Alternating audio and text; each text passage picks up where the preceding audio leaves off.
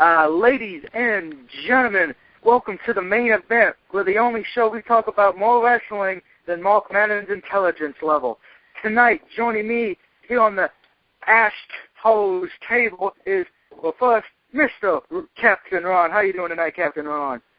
I'm actually feeling fantastic. Great to be back and great to come on back down to the main event.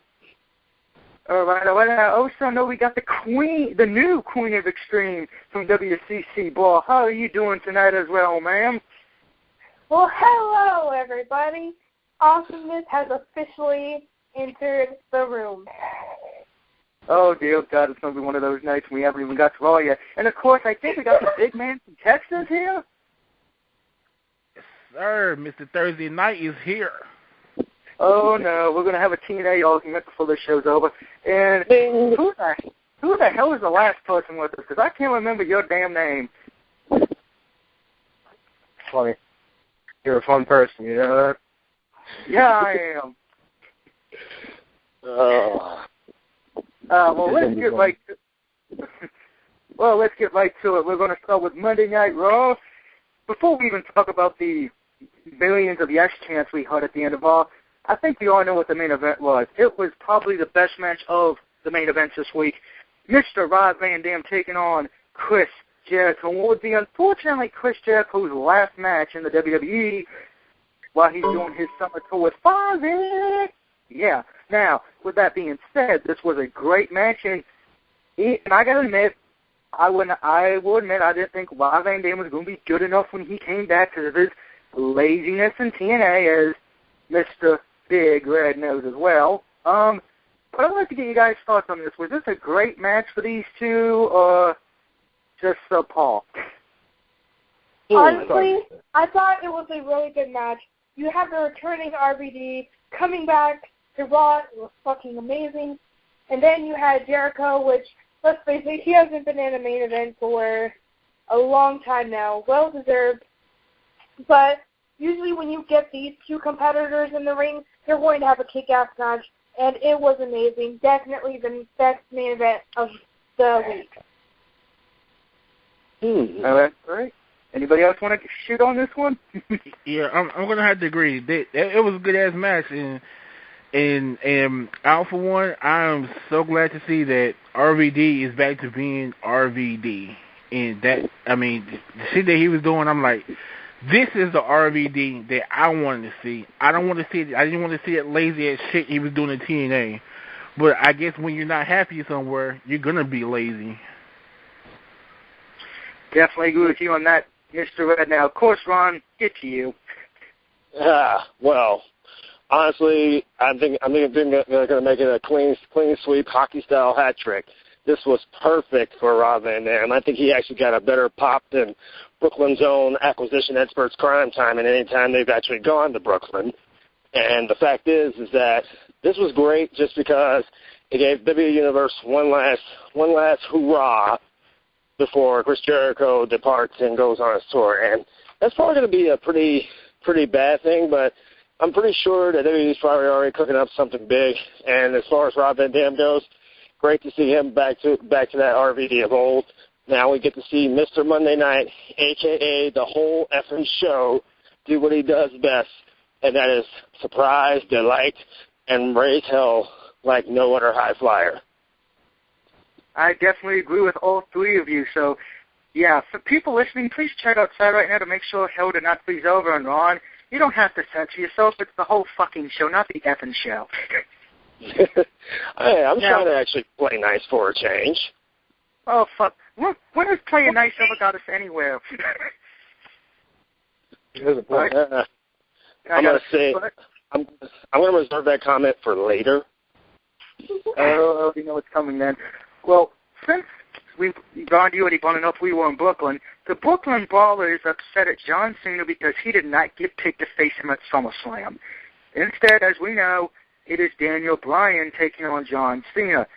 Now, I think we all like this match, but the question is this: will Daniel Bryan become the new WWE champion, or is Cena going to pull a Hulk Hogan and say, "Fuck this shit, brother"? What if Orton cashes in the Money in the Bank? If Bryan wins, then Orton cashes in.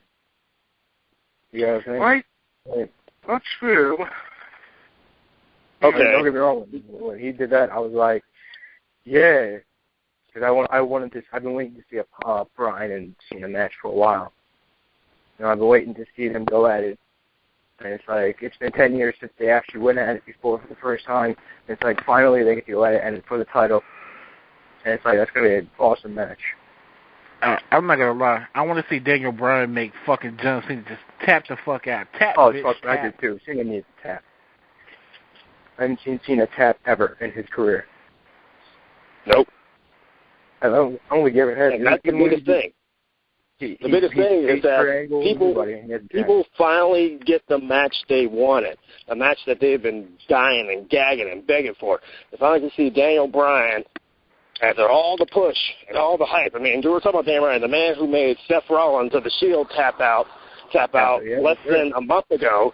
The man who pretty much ran roughshod on Randy Orton literally about close to a month ago. We're talking about a man who literally has been on a mission to reclaim his top spot. And Daniel Bryan is probably going to be the perfect WWE champion, which is why, in regards to the answer, I'm going to have the 19,000 screaming fans of Brooklyn sit here and say it flat out. Yes, yes, yes. Daniel Bryan will pull off what Mark Henry and Ryback could not do, and that is defeat John Cena and become WWE champion. But the thing is about that, though, I think as soon as that happens, we're going to get Randy Orton's long-awaited heel turn. I cannot wait for that. Whenever it's going to be, I am waiting for that. I'm going to crap my pants when that happens. We all believe Daniel Bryan will become WWE champion. This is a real main event. Yeah, but I'm putting that out there. I think he's going to become champion. Don't get me wrong. But Orton's going to cash in the Money in the Bank and take the title from him for his long-awaited heel turn at SummerSlam. I'm putting that one out there. You can check me on that one. I think he's going to turn heel at SummerSlam. And honestly enough, no one brought it up. They were fighting at SummerSlam. Who brought Daniel Bryan back to the WWE against the feud against the Nexus? Yeah, he came. That's right. He came back 3 years ago. But when he teamed up, and now look at him. He has a beard and he's going for the title. And he's actually 10 years ago when they were in the business before Cena got popular, they fought on Velocity. That was 10 years ago. That's when Cena wasn't big and he had those weird pants, and Bryan didn't have hair, I don't believe. So it's like 10 years later, look at them now, and they're going to fight when Bryan debuted back in WWE. That's a little post-note. Well, we got to get off Daniel Bryan and Cena for a little bit. I'm sure we'll be talking about some stuff that's coming weeks to SummerSlam. As of now, though, we got to switch channels to Ion, which I know most of us in this country probably don't even know what that station is. I know what it is, but I really don't watch it. Yeah, I know what it is. Well, I watched it. I watched it this week. I watched Main Event this week, to be honest with you. I did watch it. Oh, God, somebody actually watched it with me. I'll give you the silver medal. Silver medal. I could go. Yeah. It started off with Christian defeating Fandango. Really decent match. Not bad, not great, but it could have been longer from it. Up next was the pick break match. I think we can all agree who watched it. Layla and Natalya defeating Alicia Fox and a song, whatever her fucking name is. My question is this: how does Alicia Fox and Asana still have a job? You know what? I have no idea. Being honest with you. And of course, anybody else want to talk about this Divas match? No, because I actually missed that Divas match. I didn't even see it. I mean, it was a decent match. Don't get me wrong. It was okay. Like, it had its moments. It was an okay match. I enjoyed it, but it was okay. What was that old thing Chris said back in the old days? Hated it. Yeah. Yeah. The main event. The main event was perfect. I just want to get off the Divas match before I have to think about it anymore. It was Keith Slater of 3-man band, taking on Justin. I want to be on the Vampire Diaries Gable. Now, mentioned it earlier on the pre-show that, yeah, I'm sure Doug probably wanted to throw something through the television, Richard. You would have been correct. But thank God we heard the dueling banjos of the Wyatt family come out and the beat Wyatt the motherfucker in that ring down and then cut a promo. So to the Wyatt family... And the thing is, when they came out, I mean, everybody went wild. They were probably like relieved. Yeah. Because, I mean, don't get me wrong, you know, Justin Gabriel and he tried to have fought before, you know, after the whole thing book already, you know, people were like, yeah, this is awesome. It's like 3 MB, and, you know, it's like they came out fun, and it's like, all right, that's what they do. They beat up everybody, and the crowd went nuts. I mean, they went. It was just like, thank God for the jobbers are gone. Like, people were getting bored of the match. That's the only thing. That's the only reason I kept watching it. Yeah. Yeah, if it wasn't for the fact of the Wyatt family, I would have said this was the worst main event this week, but... main event is a decent show, but it's like... I actually want to chime in about this Wyatt family thing, and I think it was something that I love Bray Wyatt, a.k.a. Husky Harris, actually said on Monday night after they pretty much bitchified R-Truth. But it's all came... I actually sat here and I actually posted this on the Wrestling Commentary Central's Facebook page, and that was and the thing that got me was when he told Kane to seek the buzzards. Does anybody remember one of certain individuals' return promo videos where it was out in the desert, like Death Valley, with a buzzard standing next to a shovel? Is it actually possible that maybe this is setting up for that infamous showdown between the Shield and, say, the Undertaker, and maybe the Wyatts are going to have a play in it? No, because Undertaker is not. McMahon's not letting him wrestle because he's really hurt. After the whole, remember they put him through the table Friday, like weeks back, months back. When Undertaker fought on WrestleMania and beat the Ambrose, right? He's recovered. He's recovered from a shoulder. He had another shoulder surgery, so he's recovering. And his hip and McMahon taking him to a WrestleMania when his post WrestleMania thing, and then the WrestleMania that he'll do another show after that. And that's it. I think he's going to be done because his body and his hip and everything won't.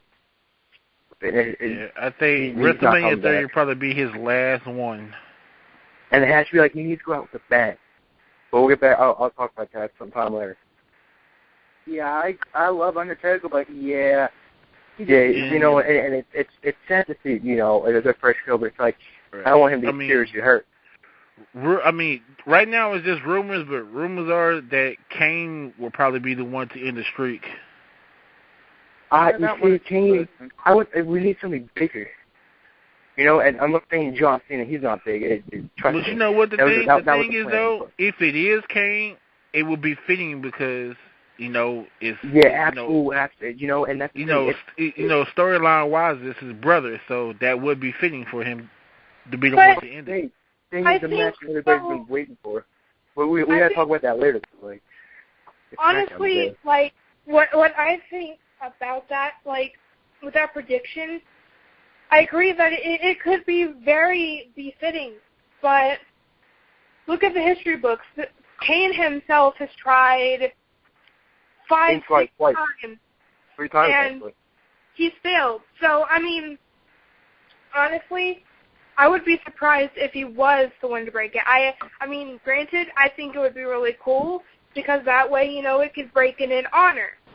But I honestly don't see Kane being the one to break the streak as cool it would be.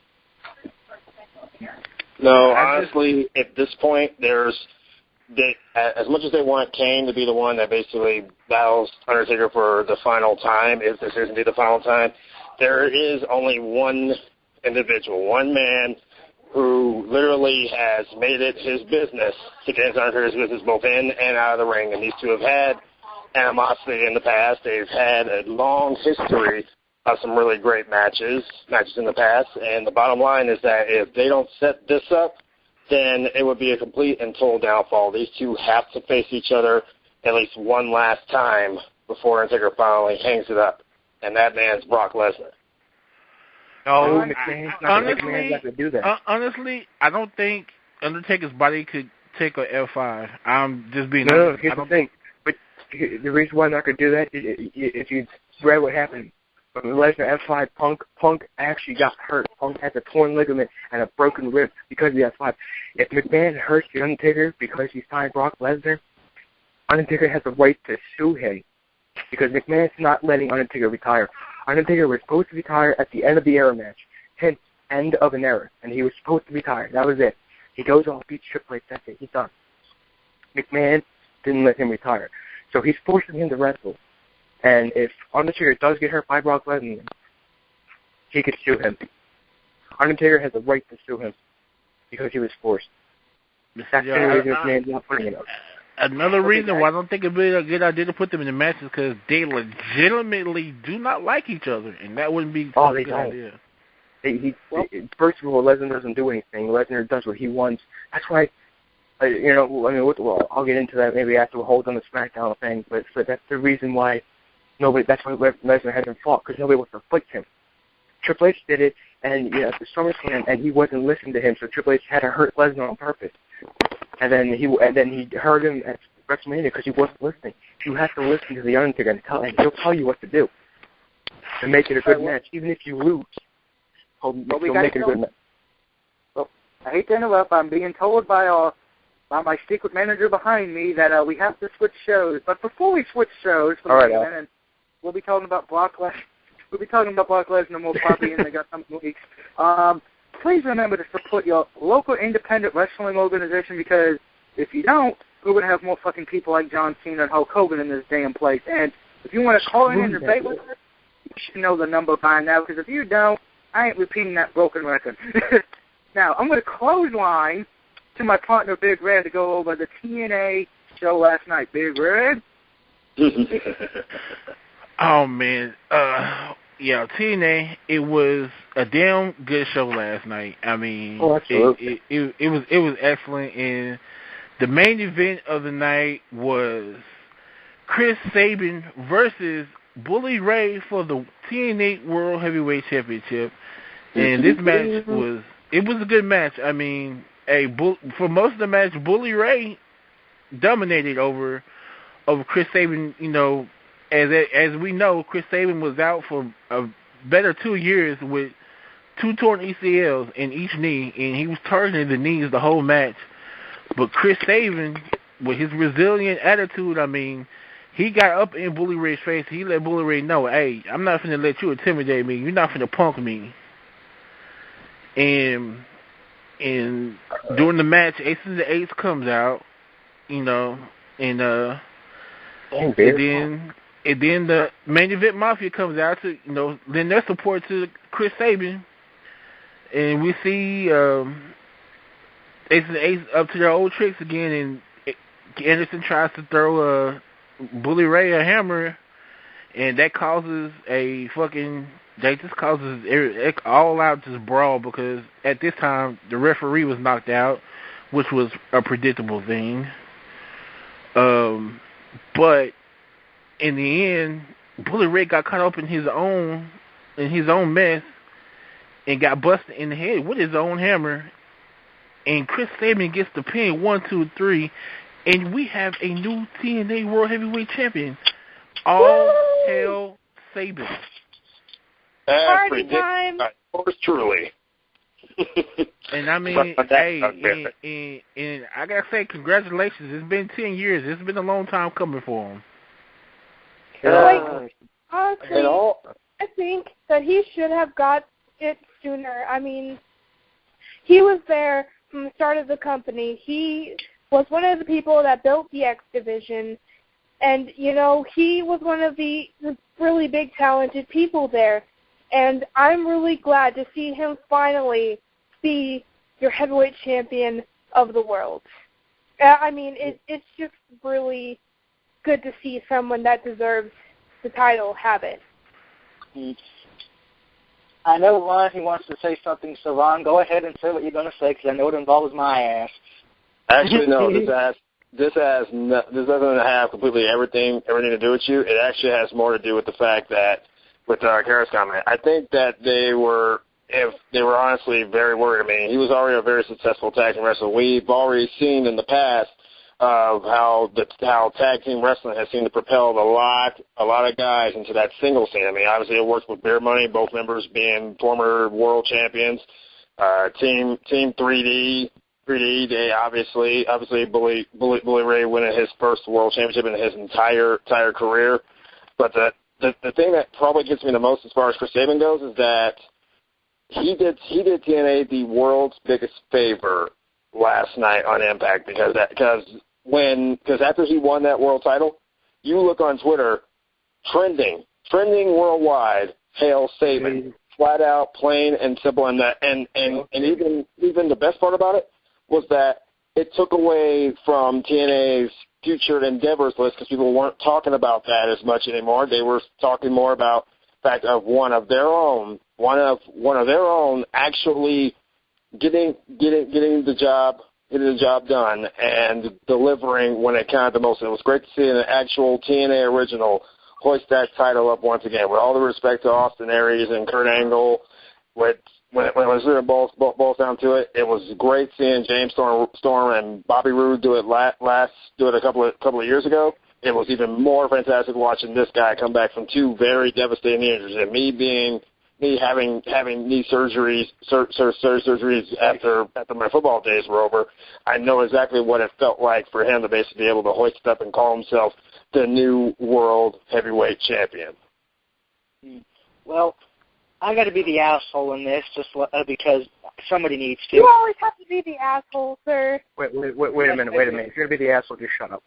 Shut up. I have a point to make, and I think a lot of people have not. I know some people heard me yesterday about it, but I'm going to say it again tonight. I like Sabin. I always have. But I firmly believe the only reason TNA did this was, Ron, you just said it. What was trending on Twitter? Chris Hail Sabin. No one's been talking about the cuts and the fires and everything that's been going wrong with TNA the last few weeks. I firmly believe that was the only reason they did it, was so everyone would stop talking about the bad, so they would concentrate on the positive. With that being said, I don't believe Sabin will have this title long. I think it's going to be just like with Christian's world title run. It's going to be very short.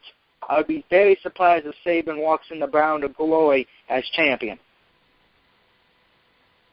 I want to say something. So yeah, so first of all, when Sabin cashed in his X Division belt, Hail Satan was trending that instant.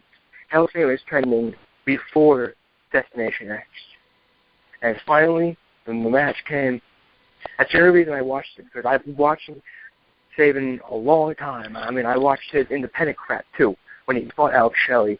Before they came out, and one day this guy's gonna be heavyweight champion. When he tore his ACL both legs back-to-back years, I said, you know what, this may not be it. When he finally got that chance, I was like, this is gonna be it. I watched the match, Ace and Ace came out and the hammer came into play, and I was like, well, you gotta be kidding me.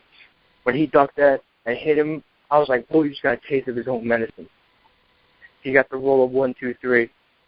I jumped up and screamed, "Hail Sabin!" Because that kid definitely deserves everything he's done for TNA business. Everything. He's put everything in that line. That's the reason why I think TNA gave him the belt, because they realized, they don't want to go out of business. Give Sabin the title. That will bring back people. I agree, and I mean, like I said, I don't mind Sabin being champion. I like Sabin. I'm happy for the guy, but I'm looking realistically at the fact of it's Hogan, and let's remember, Hogan is not somebody I actually trust in the back. And you know what? You're absolutely right. Hogan has, screwed people over in the, back in the time and everything. But here's the thing. If he screws over, if next week, something happens and he has to give up the belt, TNA will go out of business because people will stop watching TNA. Now people are going to start watching it. Why? Sabin's coming out with the heavyweight title. And the only reason that he won it, and he didn't, I don't know if he cheated. He got payback for everybody who got hit with that hammer. Sting Hardy, etc. He hit Bully over the back of the head with the hammer, and he rolled him up. Granted, I wish we saw the crowd shot, but you know what? He gave Bully a taste of his medicine. How he won the belt. That's how Sabin won the belt. Using the hammer, and he got the win. I honestly think we're not giving Chris Sabin enough credit, because Chris Sabin was able to do what Chris Sabin was able to do what Jeff Hardy and Sting both couldn't do. He was able to he was able to get the job done under a severe amount of pressure, and considering the fact that he has been there from the get-go, and he's watched guys like Samoa Joe and AJ Styles and Bobby Roode and James Storm and all those guys, even Sting and Kurt Angle for that matter, hoist that belt up while he's been sitting there on the sidelines hoisting up tag team gold or S Division gold. I mean, I know everybody's pretty much I know everybody's pretty much down on him right now, and they're not very thrilled at the very concept that that there are a lot of people out there that are not feeling the Chris Sabin world champion vibe, but we gotta give this kid a shot, because in all fairness, last year Austin Aries did it to Bobby Roode, held that belt all the way to Battle for Glory. Battle for Glory, yeah, absolutely. And you know, I agree with you, Ron, but I'm also seeing both sides of the tables. But honestly, I do see why people are talking negatively, because, yes, there has been a lot of shit going on, and they probably wanted to take the attention off. But as well as that, you have Chris Sabin, who is hands down one of the best competitors in TNA or wrestling in general now. And he has busted his ass for the company. He has went through all the injuries, and considering that he just came back, you're right, you had people like Jeff Hardy who couldn't defeat them. You had Sting, and plus, they put a lot of weight on that belt, and almost everyone is focusing on that belt. And you have all those big-time people come after it and not win it, and then you have Chris Sabin, who is your X-Division champion. He gets the win over everyone that is considered a big player. That is a humongous thing to happen. That is definitely one of the biggest things that could probably happen into Chris Sabin's career. He definitely did what was impossible for a lot of people this year once Bully Ray got that belt. So, I thought you could use it. I mean, honestly, it was just amazing. And here's the thing, what I liked about Chris Sabin. Do this. First of all, let's look at Sabin's career. Sabin was the only person to kick out Team 3D, the 3D finish. They hit that through a table, and Sabin kicked out. That match, Bully got in his face. When Bully put the belt back up, what happened? Sabin got in his face. Granted, Sabin's shorter than Bully, but it doesn't matter. He got up to Bully and got in his face. He didn't say anything until he backed away, but he got up in his face. I don't think I've seen a lot of people do that. Even Austin Aries, heel and face, didn't do that. He kicked out of 3D, and he got Bully's face. But you just said, well, Sabin wasn't the first to kick out of the 3D. That was Taz. I mean, like, TNA, when TNA built them, a lot of people kicked out. Undertaker's kicked out 3D. I'm saying TNA. Oh, you're okay. You just meant TNA. I understand that. Well, before we leave TNA, I just want to give everyone a heads up on the Bound for Glory series standings, since it does involve Sabin. Really, nothing much has changed except for the fact that we have a tie for fourth place between Daniels and Austin Aries due to Austin winning. But unfortunately, Daniels holds the tiebreaker due to the fact he has not lost a match yet. So Aries is on the outside looking in right now, but we're still far away from that. And please tune in to TNA Recipe for more TNA news of the upcoming weeks involving the Bound for Glory series and the TNA World title. Now switching over to SmackDown this week, which was, interesting. Okay, it's funny you say interesting. I'll keep it cold. I never get to. Go on. Before we all jump on what we hate and what we like, let's just go over a quick summary of what happened if you missed it. Vicky Guerrero is now the new GM of SmackDown. Bullshit. Dolph Ziggler defeated Jack Swagger. AJ Lee and Big E Langston almost made out, so Big E must be the new sexual chocolate. The Shield will now have a group to deal with, as the Usos have found help in Mark Henry. Very interesting. Daniel Bryan beat Wade Barrett. Not a good night for the Barrett family. Miz pretty much taunted Paul Heyman, and crack jokes pretty much, it was roast time for Heyman. Curtis Axel beat Chris Jericho, getting revenge from last week. Damien Sandow wanted to apologize to Cody Rhodes, but Cody Rhodes said, I ain't got time for your shit. I'm going to kick your ass. Rob Van Dam defeated the love child of John Cena and, give me a second, Denzel Washington. Big Show will be making his return to Monday next week. It was announced. And Randy Orton beat Alberto Del Rio. Now, everybody, what was the big shocker and what made you hate SmackDown this week? I'm going to play the big shocker was Henry coming out to save the Usos. AJ wanted to shove her tongue down, big tough black guy's mouth. The thing I hated, I wish they put RVD up against somebody else, to be honest with you, instead of a jobber. But, it was good. That was like a hate-like thing. I enjoyed the main event. I enjoyed it. There was no cheat, nobody. He clean RKO. I don't like the opening match with Ziggler. I enjoyed, but I don't like Cesaro or Grandpa over there. But all in all, SmackDown this week was actually pretty good. All right. Who else wants to take it? Well, excuse me. Honestly, I think compared to last week, SmackDown was less boring. But the only part, there was really no big shocker for me, other than Mark Henry coming out because Mark Henry is this big heel person. I'm surprised that he helped take out the Shield. I would have just loved him to personally take out the Usos, but whatever. The only thing that's got me is, it's not by far shocking at all, but the only thing that's got me is Vicky is still fucking GM. Have a job. Whether it's on SmackDown or Raw. Damn it.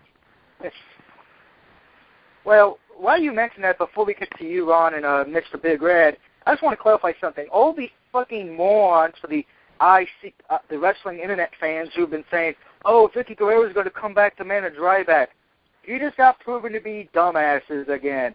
So to the internet wrestling fans, here's a cup of beer that says shut the fuck up. Captain Ron, you'll go. I'm going to just say this about SmackDown because, quite frankly, I really didn't give a rat's ass about the whole damn thing. I think that a lot of people are going to basically be down on SmackDown just because of the fact that, hey, look, guess who's back? Back again. Vicky's back. Run like a chicken with your fucking head cut off because this shit's about to get real bad real fast. That's pretty much what it comes down to as far as Vicky being GM again. I know that they're trying to set up so that Brad Maddox faces basically Vicky Guerrero and ratings war and everything else, but in all fairness, if you're going to take away the WWE draft, which is one of the main reasons you had GMs in the first place, what's the fucking point of still having the damn GMs? All they're doing there is just sitting there running their mouths. They're just running their mouths and sit here and find new and exciting ways to make people go, excuse me, snooze.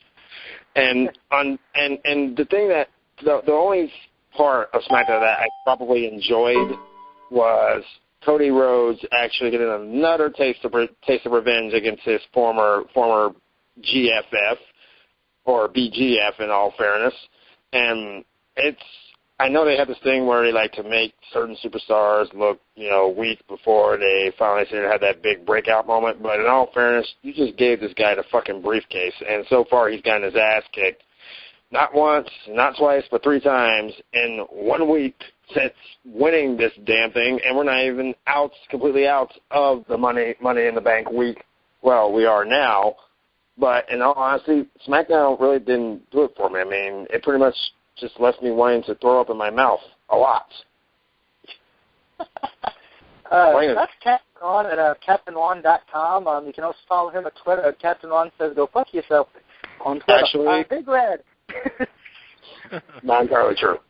I mean, I enjoyed SmackDown. I mean, it was pretty good. I mean, like I said, you know, one of the surprising things was I wasn't expecting for him to name Vicky the fucking general manager. I was like, really? Her again? Wow, okay. And then, you know, I guess... Did you expect them to get rid of her, though? I thought they weren't going to get rid of her, but I didn't know what role she was going to be playing, but I know she was going to come out of the fucking SmackDown general manager. And then I wasn't surprised about Mark Henry coming out there helping the Usos, because you got to remember what the show did to him Monday. That was just a little payback. And besides, like, you know, I already knew that he's supposed to have another face run, so I guess the Shield pushed him on into his face run. I enjoyed RVD's match. You know, like I said, since he's been back, he's been awesome. So, the main event, that was damn good. I already knew that Alberto was going to be eating the RKO. That I already knew that was going to happen. I mean, it's Randy Orton. Whatever. But, you know, overall, I give it a 7 out of 10. That's respectable. As far as for me, I'm actually going to say my favorite part was probably the Damian Sandow Cody Rhodes thing, because I just firmly believe and have a gut feeling we're going to see these two have a match at SummerSlam for that briefcase, which if that happens, please God let Cody Rhodes win. As far as for the worst part, I'm going to say Randy Orton versus Alberto Del Rio, and it's not because of the match itself. It's because, when it was announced Randy Orton, you could have put him up against anybody. I'm like, Orton is not losing this fucking match.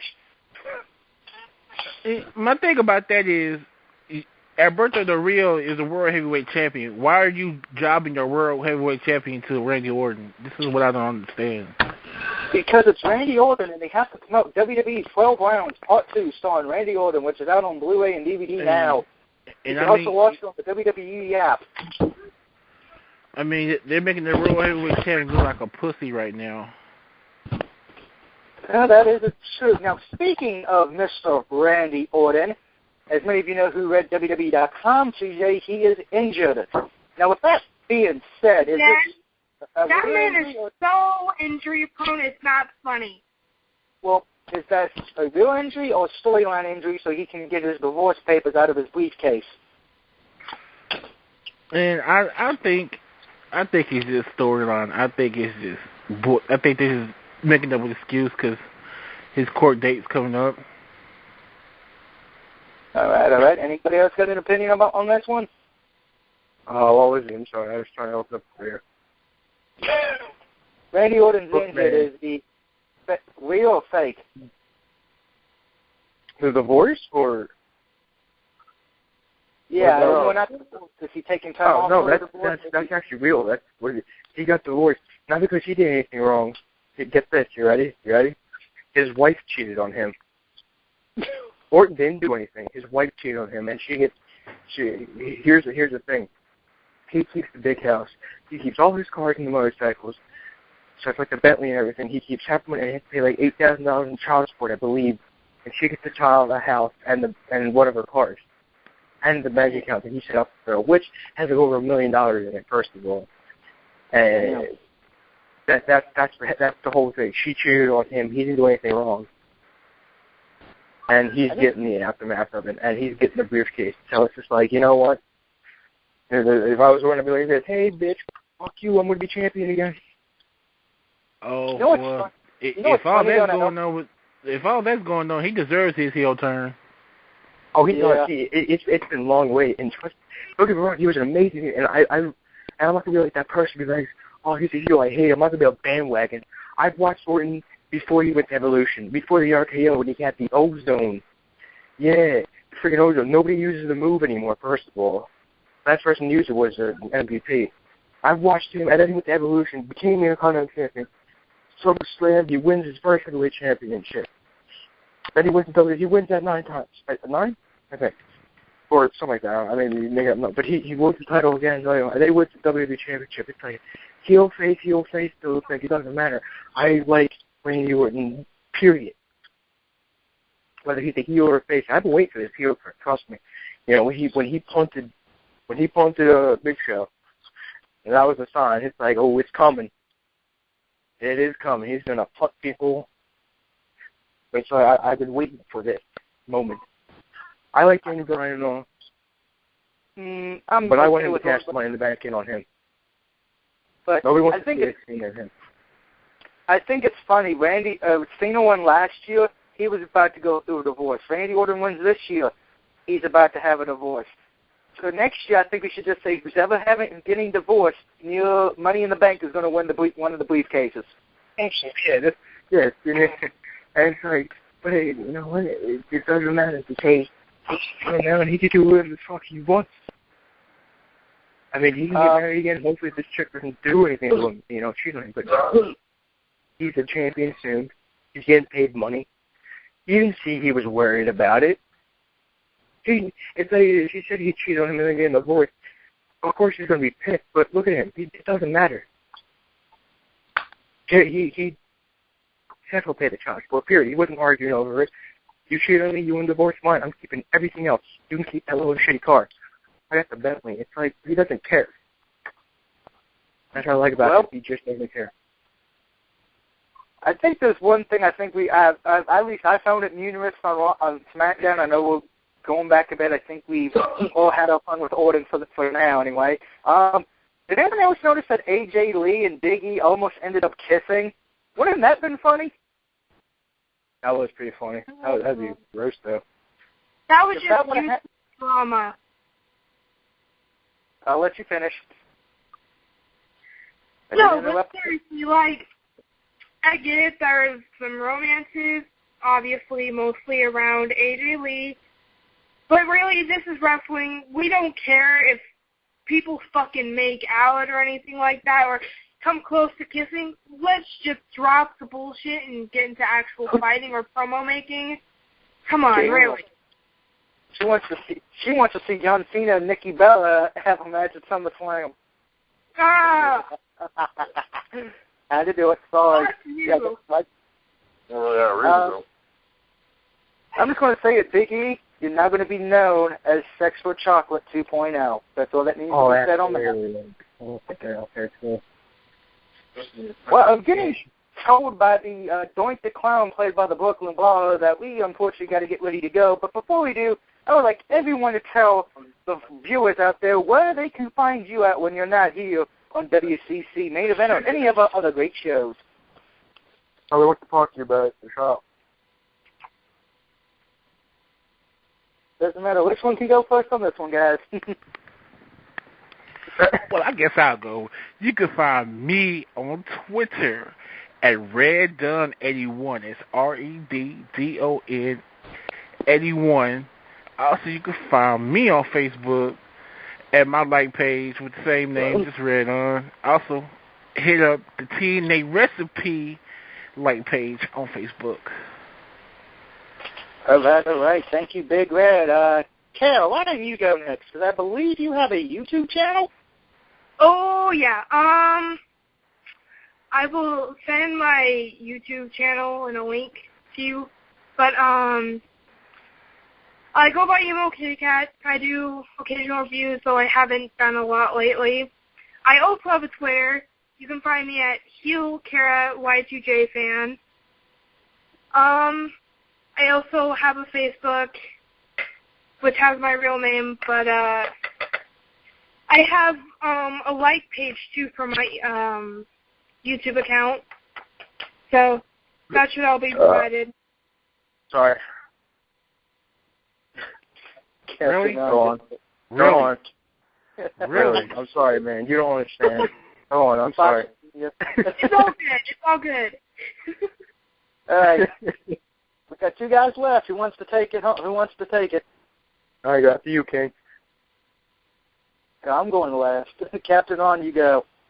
Oh, well, damn. All right, fine. You can actually find me. I actually just resurrected my Twitter page for the first time in God knows flipping how long. You can find me at Real Omega King. That's a big capital REAL Omega King on Twitter. I'm pretty sure a lot of people sat here and found me in the last, 24 hours after the shitstorm I pulled last night. You can find me on Facebook at facebook.com/captain.ron.johnson. Pretty simple and to the point, or you can search for me. Just look for the Trayvon Martin patriotic hoodie photo. And I also have a YouTube page, and unfortunately, I'm apparently too damn tired to actually sit here and look for it, so I'll be sending that link to the Wrestling Commentary Central page. So you guys can go and find me on that one as well. You can also check out some of my old videos from my web show TLC on that page as well, or check out TLC's page on Facebook.com/BleacherBrosTLC. All right, so TLC, that must be Tender Loving Care, everybody. Remember that. And, of course, from this guy, not chance in hell. I know, I had to do it. And, of course, who is the last person in this wonderful group of ours tonight? Where can we find you at besides the old local watering hole in Oakland? I mean, you can find me at a bar, you have to put up. You can find me at Twitter, at Hickaholic, whatever. I have 2 of them. I'm not going to say my other one because the other one, I forgot the password, so just look up that one. You'll find me. You can find me on Facebook. Find my real name. When I at me, go ahead and add me. You can find me on YouTube. I don't have any other newer videos, but it doesn't matter. Just find me on YouTube, make me feel good about myself. And that's it.